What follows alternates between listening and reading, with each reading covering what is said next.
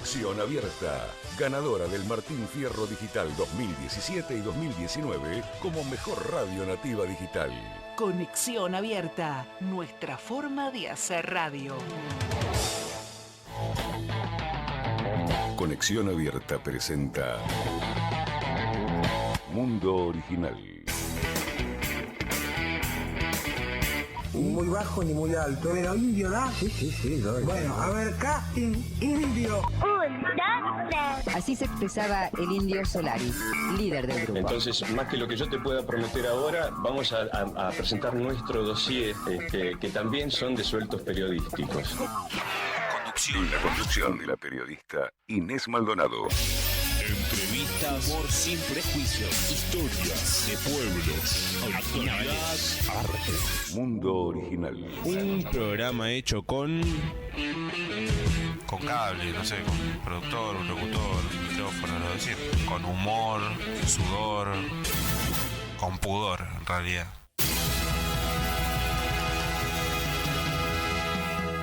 Un poco de todo eso, está bueno.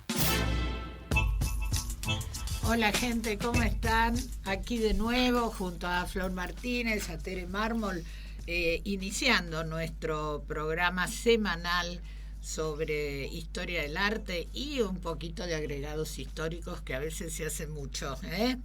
Son las 14:02 en la ciudad de Buenos Aires. Estamos con un clima medio raro, hace frío a la mañana y a la noche y de día hay mucho viento, pero sobrevivimos, por lo menos en el asunto del clima, lo demás sigue complicado. Gente, quiero darles la bienvenida, vuelvo a saludar a la gente de Mar del Plata con la que estuve reunida en el viajecito que hice y esperamos sumarlos en cualquier momento. Bienvenidos a todos los que están escuchándonos en el interior del país.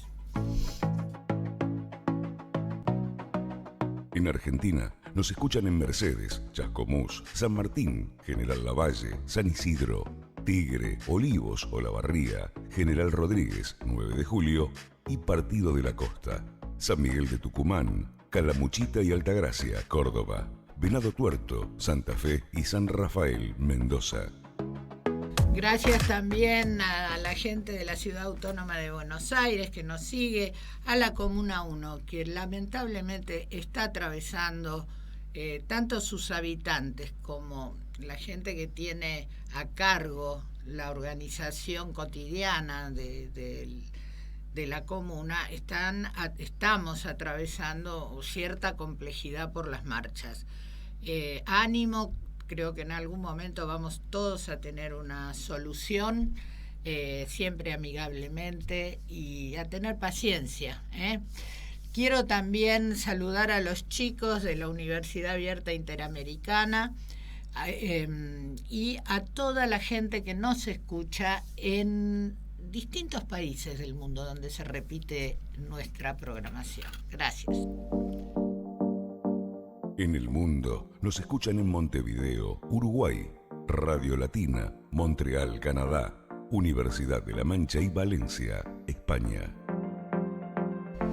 Bueno, acá estamos con Flor Martínez como siempre. Flor, te quiero saludar primero, bienvenida. Muchas gracias. Toda la semana. Y te quiero contar que el domingo estuve en este evento en el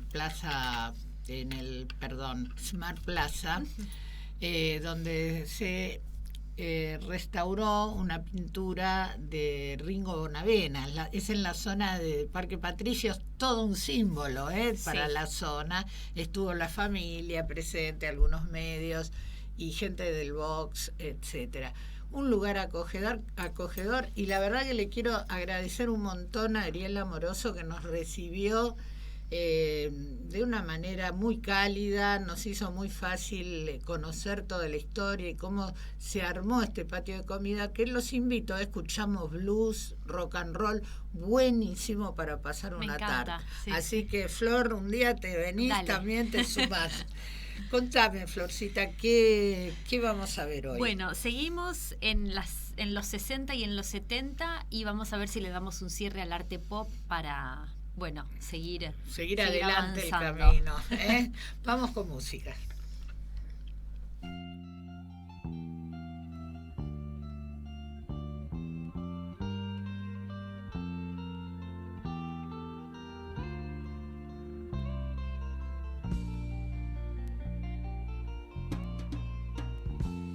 sit there.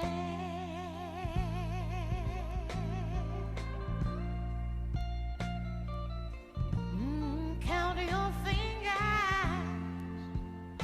What else? What else is there to do?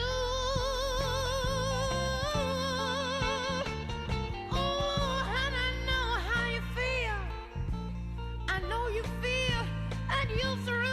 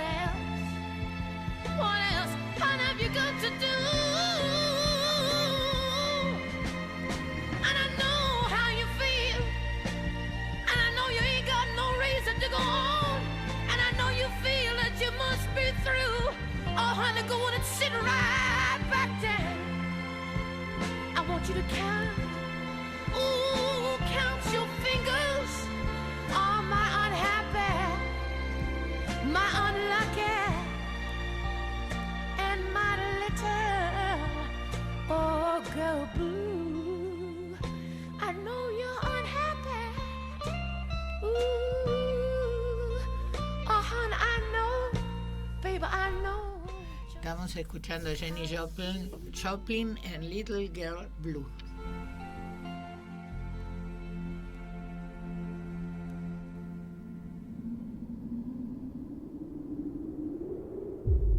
¿Viajas a Mar del Plata o a la costa? Tu mejor opción es Ruta Atlántica. Ahora también salidas desde zona norte. Compra tu pasaje online. Ingresá a www.rutaatlantica.com. Ruta Atlántica.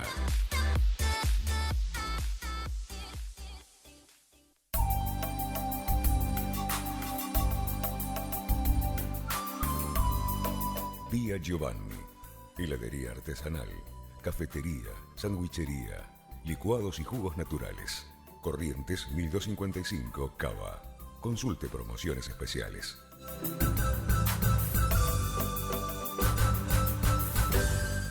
Invitada especial Florencia Martínez, licenciada en Artes Plásticas, trabaja en la Fundación Naum Nop, que funciona en la que fuera la Casa Taller del Escultor Argentino. Dicta cursos sobre artistas mujeres en el Museo de la Mujer Argentina.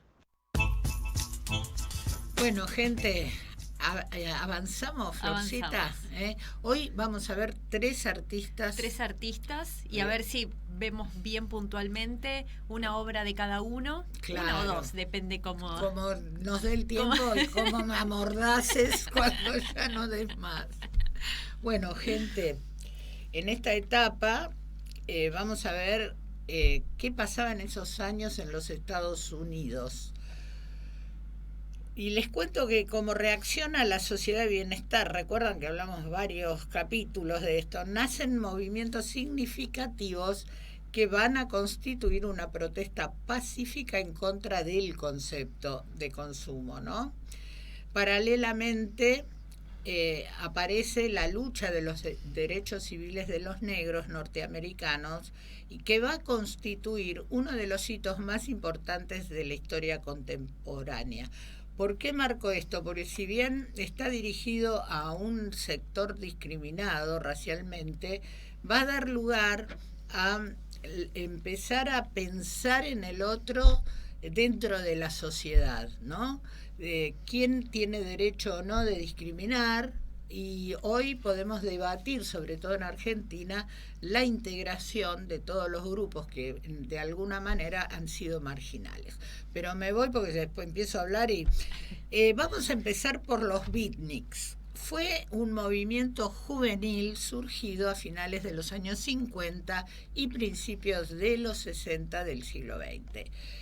Esto se desarrolló en la costa oeste de los Estados Unidos al amparo de lo que se denominó la generación Beat, que uno lo asocia a los Beatles, pero no tiene nada que ver.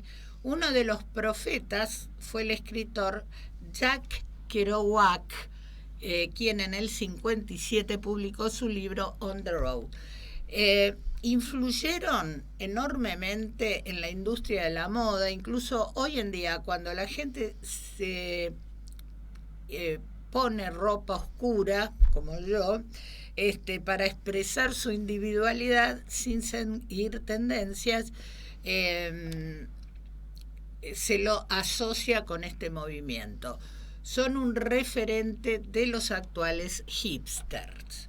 Bueno, el escritor tengo para decir que realmente revolucionó determinadas cosas y aunque en el momento no se le entendía muy bien qué quería decir, empezó a tener significado. Una frase que a mí me quedó a lo largo de mi vida fue que la gente tiene ganas de vivir. Era como de romper toda una cultura muy conservadora y empezar a sembrar esta cosa de la libertad, tanto en la apariencia como en los gestos, en la relación con el mundo. Luego aparece el movimiento hippie, que es una manifestación contracultural también de los Estados Unidos que surgió en la década de los 60, se expandió al mundo entero y profesaba los valores de la anarquía no violenta, importante, el pacifismo, la revolución sexual, la preocupación por el medio ambiente, miren qué interesante, y el rechazo al status quo capitalista y al materialismo de Occidente. Reacción directa al estado de bienestar, eso de consumir. Recuerdan los años 50 la mujer con la lavadora, todas arregladitas, todos los artefactos para el hogar, y piensen en qué lugar estábamos las mujeres, ¿no? El espíritu del movimiento hippie era opuesto al consumismo y profesaba la vida simple y desprendida, contraria a las tendencias homogeneizadoras del sistema hasta ese momento. El movimiento surgió como una corriente juvenil enemistada con la guerra de Vietnam y el gobierno estadounidense de la época, y su estilo de vida y valores perduran en las generaciones posteriores, y aún todavía hay reductos hippies en el mundo, donde podemos percibir mayormente son algunos íconos de artistas y músicos de la época como The Doors, Jimi Hendrix, John Lennon, Yoko Ono, Bob Dylan, Allen Ginsberg, Carlos Santana, un genio, Paul McCartney, los Rolling Stones, Jenny Joplin y muchos otros.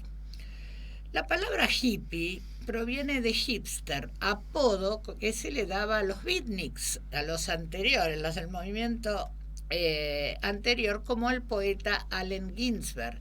gracias a la popularización de los valores de la previa generación beat, eran la crítica al sistema.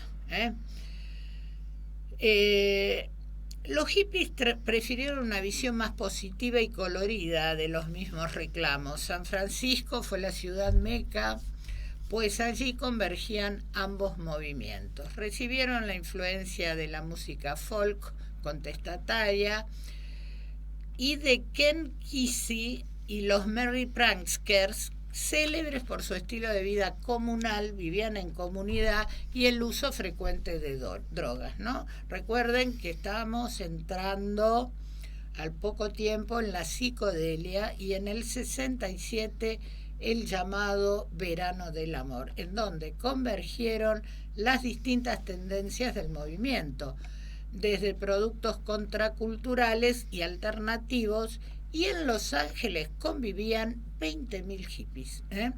Las drogas alucinógenas estaban de moda, el querer hacer una proyección astral, el amor libre favorecido por el tema de la píldora, recuerden, antes las mujeres estaban aterrorizadas de quedarse embarazadas, y acá el uso de la píldora, que fue nefasto en algunos casos, permitió un poco más de libertad. La atención de los medios popularizó el movimiento y en el célebre concierto de Woodstock en el año 1969, al que asistieron casi 50.000 personas de todo el país, surgió en el mundo una proyección generalizada de la propuesta hippie.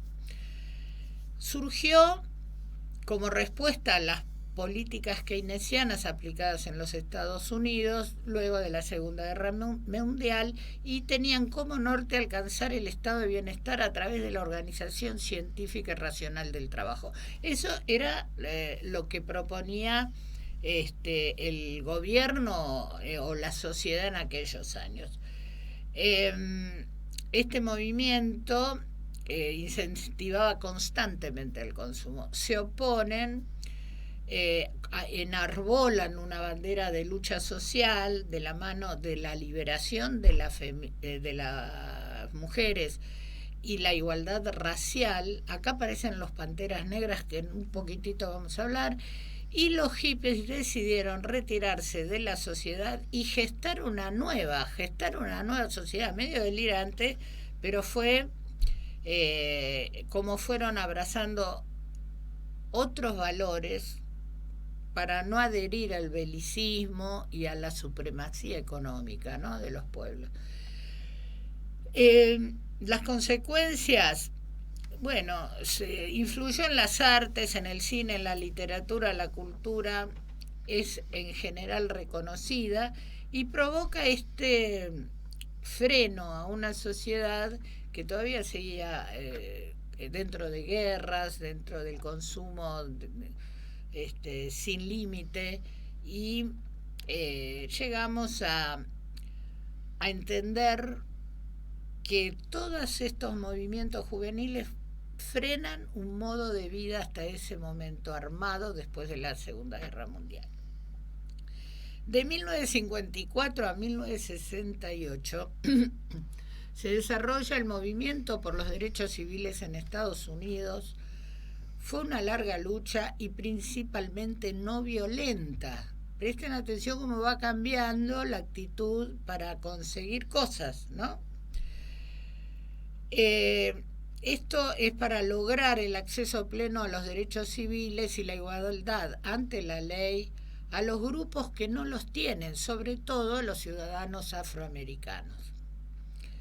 Esto empieza muchos años antes, desde el principio de la comercialización de esclavos, pero vamos a arrancar en el 63 y en algún programa hablaremos más de la historia de la esclavitud. El 28 de agosto del 63 se convirtió en uno de los momentos definitorios de la lucha por los derechos civiles.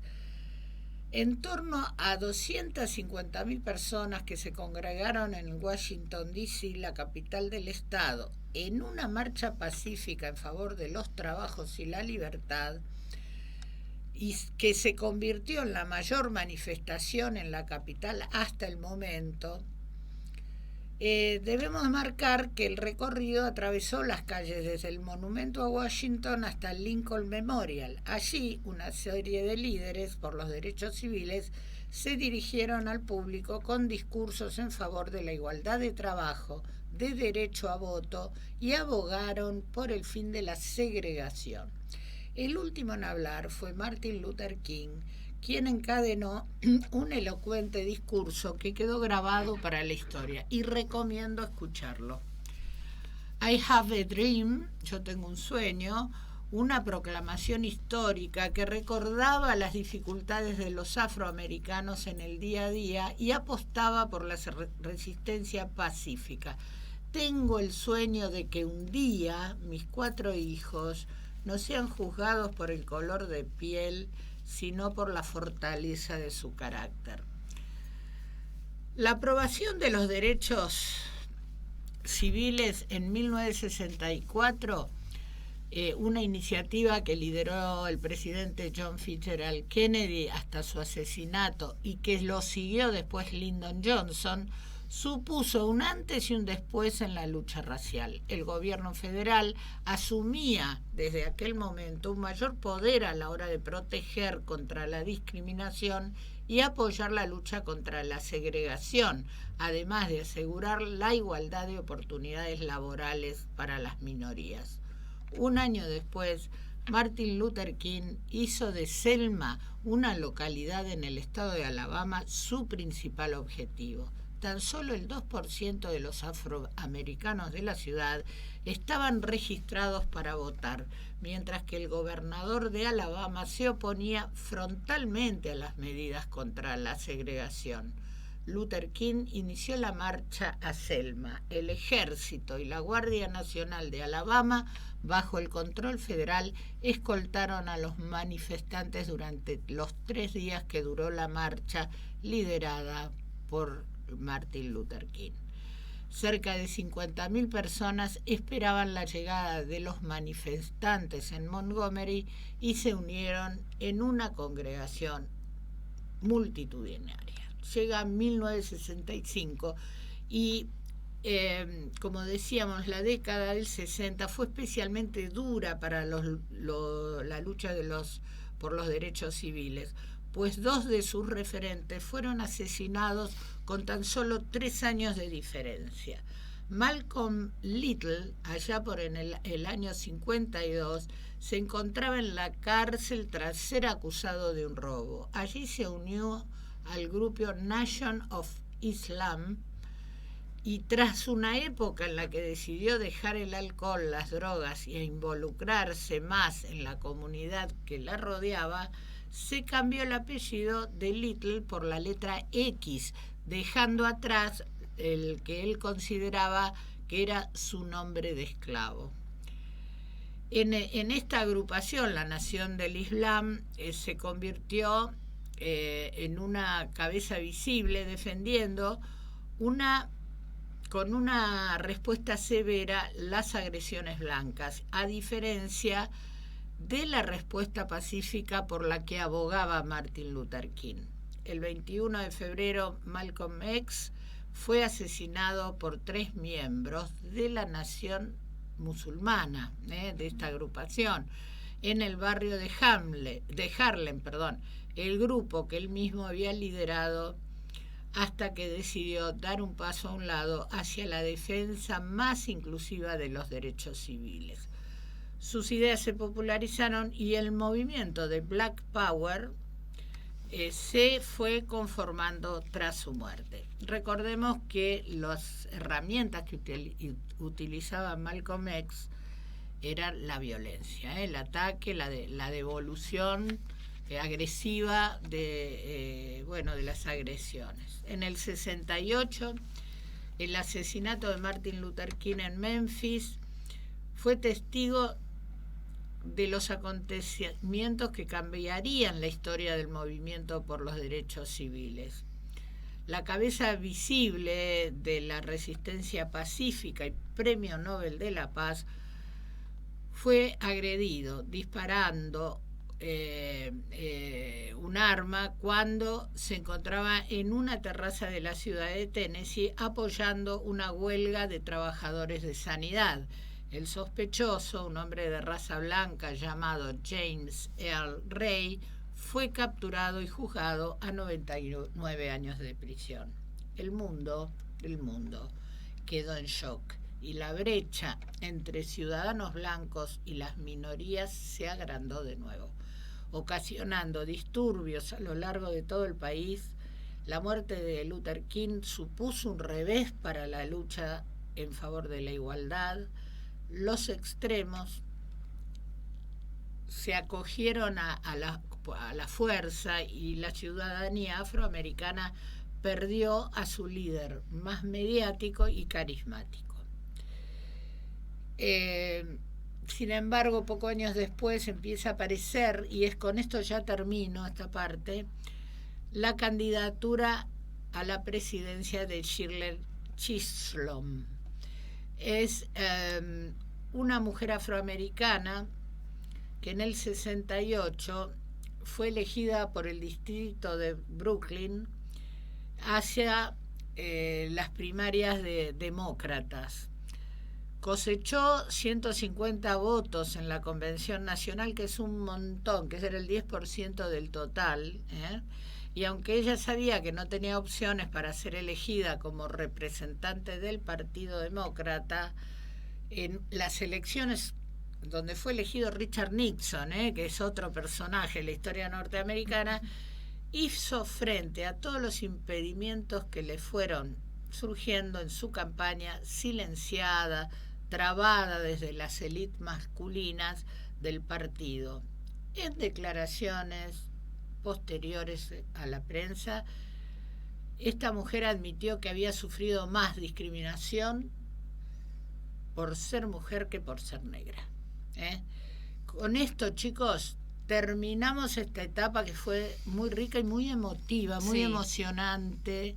Hay que seguir un poco a estas grandes personalidades de estos 10 años aproximadamente, que marcaron y nos enfrentaron a un cambio en la valoración del otro.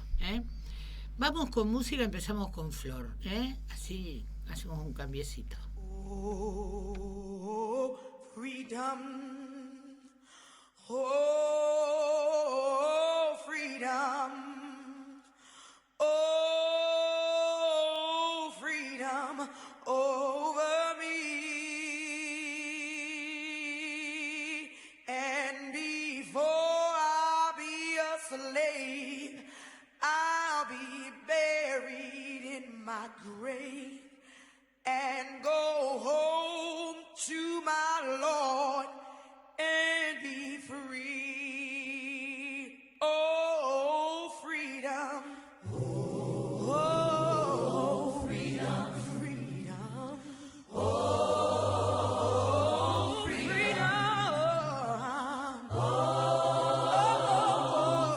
freedom over me. Over me. And before I be a slave, I'll be buried in my own grave and go home to my Lord and be free. No more weeping, don't you know? No more weeping. No more weeping over me. And before I be a slave, I'll be buried in my own grave and go home to my Lord and be free.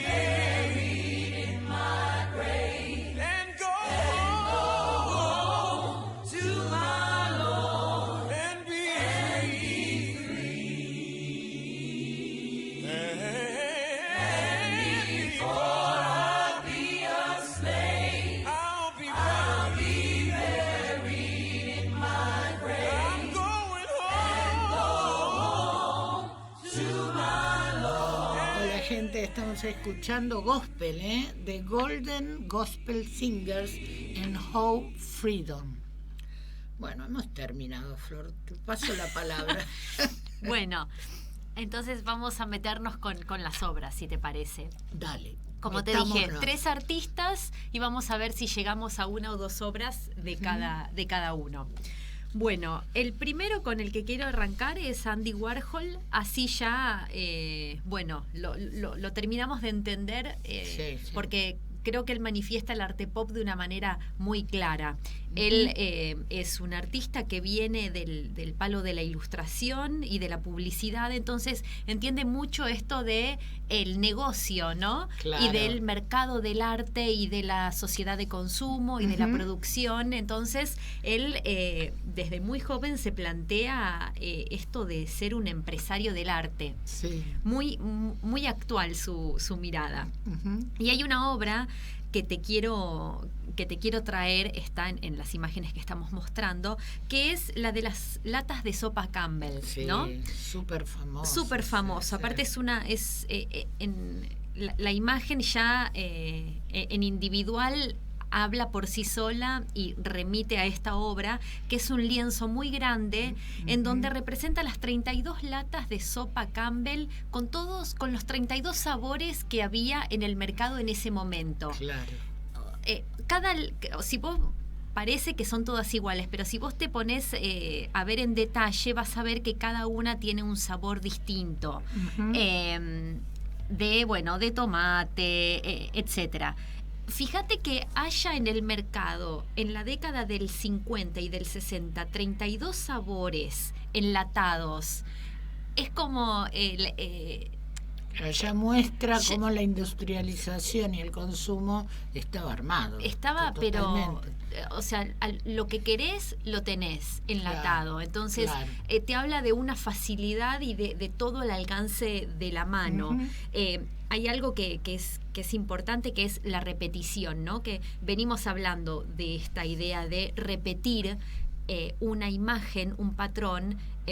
Warhol la usó en casi todas sus obras. Son famosos los retratos que él hace, ¿no? Claro. Cambiando las tonalidades.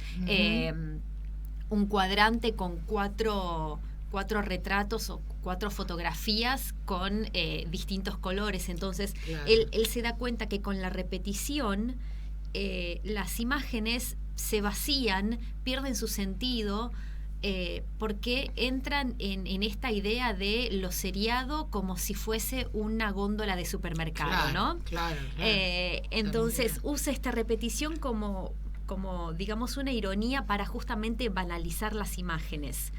Después hay otra imagen que te quiero mostrar para seguir esta idea de la repetición. Es una obra que pertenece a la serie de Muerte y Desastres, que la realiza entre el 62 y el 65. Fíjate que tiene mucho que ver con la violencia que vos nombraste hace un rato, ¿no? Estamos compartiendo el mismo momento. Él, es una serie de imágenes que tienen que ver con la violencia, las manifestaciones, los suicidios, lo que pasaba. Lo que pasaba en ese momento, el problema racial, por ejemplo, la lucha por los derechos y, la opresión de un sector de la población que se estaba rebelando. Exactamente, ¿no? Exactamente. Y es interesante porque quizás es de las imágenes menos conocidas de Warhol, claro, ¿no? Por eso la quise traer. Hay una obra que es la que yo sumé a las imágenes, que es un cuadrante, son 4 imágenes de una silla eléctrica. La silla que él usa, la obra se llama Pequeña Silla Eléctrica. Hay muchas reproducciones, si ustedes buscan van a ver que hay una cantidad enorme de variaciones que él mismo hizo, pero justo acá la que sumamos es la silla eléctrica de la prisión de Sing Sing en Nueva York. Claro. Que dejó de usarse en la década del 50 y que había quedado ahí como un símbolo muy muy duro. Sí. Y él justamente sigue haciendo esto de repetir un objeto de tortura y de muerte. Se vacía con la repetición y se banaliza y se desnaturaliza la violencia. Sí, ¿no? Sí. O sea, se desnaturaliza, es muy difícil. Qué difícil, porque el pueblo norteamericano tiene una aceptación de la pena de muerte y de estar armados y de un montón de cosas que son muy cuestionables. Sí. Muy cuestionables. Sí. ¿no? Yo, que digamos, odio la violencia en todas sus manifestaciones, y uno se enfrenta a crímenes que realmente no sabes qué hacer emocionalmente con esto, pero me niego a tomar la decisión de matar a alguien. Sí, ¿no? Compartir, de acuerdo. Aunque sea como jurado o como simple espectador de una historia. Totalmente. Tremendamente dura. A mí también me parece repudiable la pena de muerte, y es algo tan que hoy se sigue debatiendo, ¿no? Porque digo, en cada estado funciona de manera distinta, pero fíjate cómo él elige tomar un símbolo de un pasado muy reciente, porque es bastante nuevo el desuso de esta silla, y la repite y la hace cotidiana, ¿no? Que es lo que realmente es, porque pone en juego digamos, el conflicto de estar a favor o en contra de la pena de muerte, pero en la teoría es una cosa. Después, cuando vos ves el objeto, el espacio donde sucede todo, yo creo que ahí te cambia un poco. Exacto. Es como ver, yo tuve la oportunidad de ver los instrumentos de tortura de la Inquisición, que son cosas que sobrevivieron, y pensar que había personas ahí torturadas. O las recientes de la historia contemporánea, ¿no? De los años 70, 80.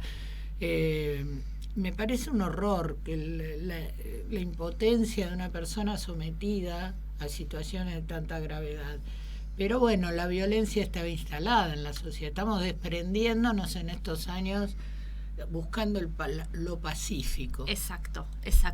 En esta serie él también usa muchas imágenes de la represión de la policía a los manifestantes. Es algo muy, muy actual, muy cotidiano, y que tiene que ver con fotografías que él sacaba del diario, que reproducía, o fotografías que él tomaba. Entonces funciona como una especie de crónica, ¿no? Claro. Entonces, bueno, esta es como la parte más dura del arte pop. No todo es estrellas de rock y actrices y actores, sino otra forma, es una mirada igual muy inquisidora de la realidad. Sí. Exactamente. Y después, bueno, son conocidos los trabajos de Warhol con la industria de la música, el diseño de discos. Viste, él tenía su espacio que se llamaba justamente La Factoría, que tiene que ver con esta idea de fábrica, ¿no? En donde pasaron todas las personalidades, modelos, músicos, muy fanático también de las imágenes publicitarias. Es muy famosa la de Marilyn Monroe, Elizabeth Taylor, todo lo que lo rodeaba. Todo lo que lo rodeaba y todo lo que le gustaba, ¿no? Y finalmente, para terminar, yo sumé, es una especie de, es un objeto que es la caja de brillo. Claro, ¿no? Sí. Que esto es una especie de guiño con Duchamp. ¿Te acordás cuando hablábamos de los ready-made? Que Duchamp los compraba en la ferretería o en donde sea, y los ponía y les daba la jerarquía de arte. En este momento, lo que hace el arte pop es una especie de vuelta de tuerca, porque esta no es una caja de brillo auténtica, o las latas que él reproduce eran latas auténticas, sino que eran fabricadas por él. Claro. Entonces es un objeto artístico, porque es una creación y no es un objeto comprado, pero que asemeja ser un objeto comprado. Entonces, ahí el guiño con el objeto real y el objeto artístico está como en tensión, ¿no? Sí, totalmente. Así que miren, porque fue un artista muy, muy prolífico. Existen filmaciones, hay un montón de testimonios y de material que uno puede ver para entender esta época. La otra artista a la que quiero pasar es una artista japonesa, es Yayoi Kusama. Es una artista que nació en el Imperio del Japón en el 29. Ella está viva todavía, sigue produciendo. Y fue una artista muy pionera en todos estos movimientos. De hecho, ella alegó que Warhol le robó un montón de ideas. Claro. Después, en esta época, en la década del 50 y del 60, se muda a Estados Unidos y termina tapando las ventanas de su local porque decían que le estaban robando ideas, que no dudo en absoluto que haya sido así. Pero bueno, es una pionera en el arte pop, en el arte conceptual, en el arte minimalista. Seguramente cuando veamos todos estos movimientos la volvamos a ver. Claro. Pero bueno, ahora vamos a remitirnos digamos, a su parte pop, que tiene que ver con la pintura. Ella en el 57 va a Estados Unidos, se mete un poco con el expresionismo abstracto, pero rápidamente se vuelca a la escultura, a la instalación, y genera una especie de marca registrada durante toda su vida que va a tener que ver con las redes infinitas de los lunares, ¿no? Hermoso. Estos puntos son como algo que te remite a ella directamente. Y esto tiene que ver con las alucinaciones que desde muy pequeña vivió. Y fíjate cómo después, cuando termine de hablar del tercer artista, vamos a tratar de hacer como un hilo conductor, pero cada artista toma el arte como algo distinto. Claro. Kusama toma el arte como algo terapéutico. Ella dice que de no haber sido por el arte se hubiese suicidado hacía muchísimo tiempo, una vida muy complicada. Cuando ella abandona Estados Unidos en los 70, puntualmente en el 73, y vuelve a Japón, se da cuenta de que Japón no acompaña su vida, su visión, y se choca contra la pared porque llega a una sociedad muy conservadora, muy anclada. De haber vivido un entorno tan en Nueva York, en esa época, todo lo que a donde volviera, exactamente. Vuelve a Japón y se interna voluntariamente en una clínica para enfermos mentales que permanece hasta el día de hoy. ¿Está viva ella? Está viva. Está viva, sigue internada. O sea, hizo de ese hospital como su hogar, sigue trabajando ahí. Es realmente muy, muy interesante, sin ponernos como melancólicos ni terapeutas, porque no lo somos, ¿no? Pero cómo todo el arte en su vida pasa por una beta totalmente personal, ¿no? Responde a una época, por supuesto, pero es como una catarsis el arte en ella. Igual es extraordinaria, realmente te llena el alma. Es muy hermoso. Muy expresiva. Sí, realmente es muy expresiva. Y lo que te quería comentar también es que el arte pop y después el arte conceptual, que es lo que se viene, tienen el peligro de ser muy complejos y de que no son transparentes, pero a la gente los juzga por lo que ve y no por la idea que transmiten, ¿no? ¿Por qué no transparente? A ver, eso me interesó. Ese es el gran problema del arte conceptual, donde forma y contenido, o sea, lo que vos ves y lo que quiere transmitir, no van de la mano, no son parejos. El contenido muchas veces sobrepasa la forma, y la forma a veces queda como inalcanzable. Vamos a ver en arte conceptual obras de arte en donde, no sé, de pronto el artista echa un gas en el aire invisible a los ojos y saca una fotografía, por ejemplo. El gas existe. Pero vos no lo ves. Percibe, eso es como la definición más clara de arte conceptual. Ahí la forma es también, invisible para vos. Claro, también está la interpretación del que observa la obra. Sí. No hay manera de entender. No. Es como leer un libro. Sí. Y bueno, vos crees que el escritor quiso decir esto u otra cosa, y realmente tiene que ver con lo que vos interpretás. Totalmente, ¿no? es polisémico. Tiene un montón de interpretaciones de signos que van variando con el tiempo, desde donde lo mires, y por eso también es complejo, ¿no? Porque tiene un montón de caminos posibles y tiene un montón de modos de ver. Otra cosa también que tiene el arte pop y el arte conceptual es que son como los movimientos de la selfie, ¿no? Claro. ¿Por qué? Porque son tan llamativos visualmente que caen, digamos, en la... como en la banalidad de sacarle una foto. Yo no sé si te acordás cuando fue la muestra de Kusama acá en la Argentina, que fue una locura. Tremendo. Que de pronto era una artista desconocida para la sociedad argentina, pero de pronto había filas y filas para entrar al Malva a ver su retrospectiva. Claro. Es algo único, ¿no? Es una artista que yo creo, perdón, ¿no? Que te interrumpa, pero creo que el arte va a virar hacia la interpretación del que mira. Porque antes vos decías, bueno, voy a ver una Madonna, y para todos era una Madonna, más linda, más fea, con tocado, sin tocado, con es algo algo más literal. Literal. En cambio acá interviene mucho el espectador, lo que siente.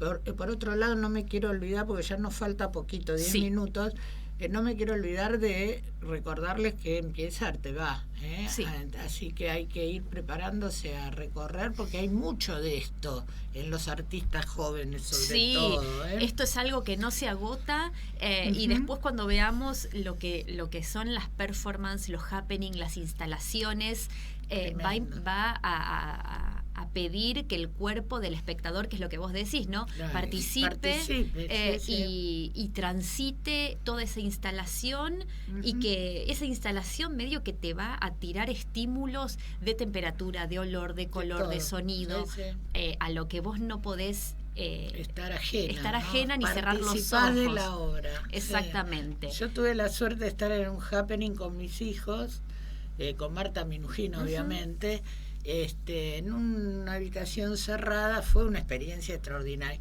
Participé de otros, pero lo de Marta Minujín no sé por qué tiene una aura especial, ¿no? Tiene un manejo del espacio, de los tiempos de los participantes, te lleva a lugares.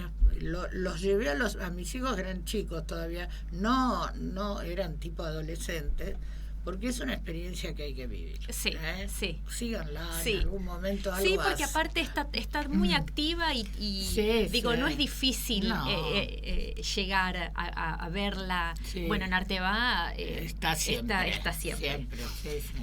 Así que bueno, esto cuando Kusama vuelve a Japón, su popularidad cae muchísimo hasta la década del 90 y del 2000 con las muestras retrospectivas, y creo que un poco digamos, su popularidad aumenta por el permiso de la fotografía, ¿no? Y esto de que es una problemática muy de la posmodernidad. Si vos no le sacás una foto y no lo subís a una red social, no existe. No, claro. De hecho, en la muestra del Malva te daban y te incitaban a sacar, a participar, a sacar fotos, te regalaban los lunares, los stickers de lunares para que vos repliques. Entonces, hay todo una tarea que vos te llevas al hogar, en donde seguís replicando la obra del artista. Pero bueno, tiene que ver mucho con su parte personal, ¿no? De esta catarsis de lo que hablamos. Estos lunares, estos puntos, todas las luces, son como una reflexión de el ser en el mundo y el ser en el infinito, ¿no?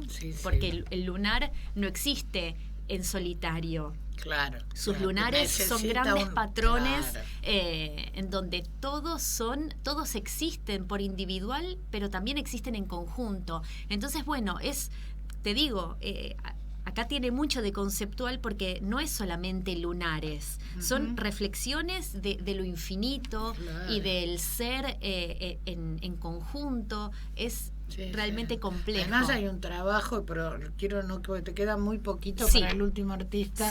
Hay un trabajo de perspectiva, hay un trabajo de luces y sombras muy bueno. Muy bueno. Adelante con el último artista. Con el último, que es un colombiano que se llama Nadine Ospina. Es un artista que está vivo, nació en 1960, como para traer cómo Latinoamérica ve el arte pop, ¿no? Que digo, también es posible y tiene una reinterpretación fabulosa. Nadine es pintor y es escultor y se inscribe dentro del pop, pero en vez de utilizar solamente elementos de la cultura de masas, él le agrega la parte latinoamericana que tiene que ver con el arte precolombino y con el arte de la prehistoria.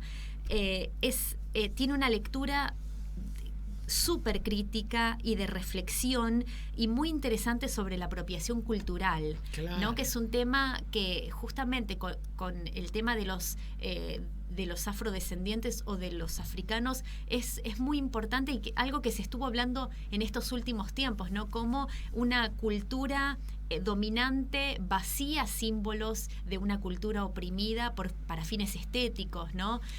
Los ejemplos más comunes son los de la industria de la moda, como grandes diseñadores han robado diseños de etnias de África, de la India, de Bolivia, y los han usado en sus diseños de millones. Sí. No hay una incorporación del arte, sino una supresión y puesta en valor desde otro lugar. Exacto, hay un vaciamiento de lo que significa de pronto, no sé, las trenzas o las rastas o los turbantes de las mujeres africanas, ¿no? Por hablar del pelo, que es súper político. Entonces, bueno, Nadine mete este problema de la apropiación cultural y la resignifica, ¿no? Él empieza a hacer... Hay una obra que se llama Ídolo con Calavera, que es un Mickey Mouse al estilo precolombino, como si fuese un dios en piedra de una... Antigua civilización. Exacto, como si fuese azteca, lo que sea. Pero él utiliza todos estos símbolos que son de la cultura mainstream en clave precolombina. Es como que está dando vuelta la ecuación y esta apropiación es al revés, porque él toma un símbolo moderno como es el Mickey Mouse y lo lleva a la técnica de arte antigua. Exacto. Él se está apropiando de algo dominante en clave para lo que sería marginal o oprimida, ¿no? Me gustó el señor Spock transformado, el que no sabe de Viaje a las Estrellas, transformado en un tótem de la época, con técnicas precolombinas. Exacto, con una figura que pertenece a la cosmovisión precolombina. Realmente es algo que crea como una resistencia y una reflexión que está como muy, muy actual, que tiene que ver con las relaciones culturales y geopolíticas de su sociedad. Es la verdad que es muy interesante cómo invierte la ecuación y sigue siendo arte pop, ¿no? Sí, muy, muy bueno. Bueno, tu última reflexión, faltan 2 minutitos. Ay, bueno, es como te digo, para cerrar este movimiento, ¿no? Un poco me voy a repetir, pero este es un movimiento que se puede adaptar perfectamente a otros tiempos y a otros lugares que no tienen que ser los centros dominantes del mundo, ¿no? Vemos cómo es un arte que plasma la realidad contemporánea de la sociedad y del artista que lo está viviendo. Vimos a cómo Warhol habla de su realidad contemporánea, de el consumo de masas y de la producción estadounidense. Vemos cómo Kusama representa una realidad contemporánea que tiene que ver con su propia crisis, con con su propia patología, y cómo Nadine lo hace desde un lugar periférico, oprimido, y digo del margen, ¿no? Claro. Y sigue siendo arte pop y vos lo entendés y vos reconoces esos símbolos y esas imágenes, pero el artista los revierte y los reflexiona para hacer una crítica y algo irónico que le gusta mucho al arte pop, ¿no? Claro, claro que sí. Bueno, llegamos hasta el final, Flor, pero bien. No lo hoy, puedo creer. No nos quedó nada pendiente. Gente, nos encontramos la semana próxima. Gracias, Tere Mármol. Gracias, Florencia Martínez. Hasta luego.